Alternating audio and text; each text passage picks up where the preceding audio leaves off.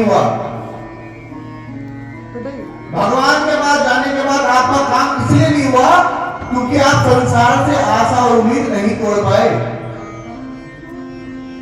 साधक वही है जो संसार से कोई आशा ना करे, केवल भगवान शिव के चरणों में प्रेम करे, वही साधक है महाराज। और जो शिव के चरणों में प्रेम करता है ना और संसार से कोई उम्मीद नहीं रखता, कोई आशा नहीं रखता, वही साधक सफल भी हो जाता है, उसके हर कार्य सिद्ध हो जाते हैं महाराज। इसलिए बोला है साधक तत् प्रसादाद्यो नित्यादिफल निष्प्रहा। उसको नित्य फल मिल जाता है महाराज, उसको कुछ करने की जरूरत नहीं है।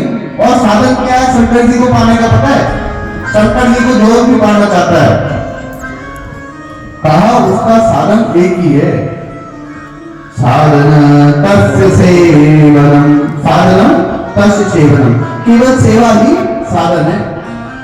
जो सेवा करता है अपने माता पिता की, जो सेवा करता है अपने बड़े बुजुर्गों की,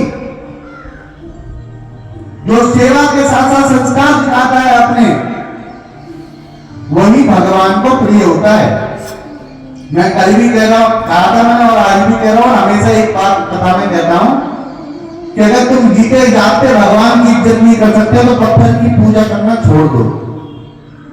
वो पत्थर ही रहेगा हमारा, जो भगवान नहीं बन पाएगा।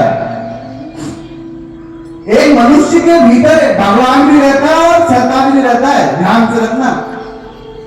तुम कब किसे कहां निकालते हुए तुम्हारे गुण के ऊपर है। कभी कोई भिखारी ऐसा आता है मांगने वाला जिसके पास हाथ नहीं रहते, पांव नहीं रहते, किसी न किसी चीज से त्रुटि रहता है, उस समय अगर तुम्हारा मन पिघल जाता है, तुम उसको रोटी दे देते हो। किसी के पास कोई धन है तो उसको वो धन दे देते हो। किन किन की बन गई, की बन गई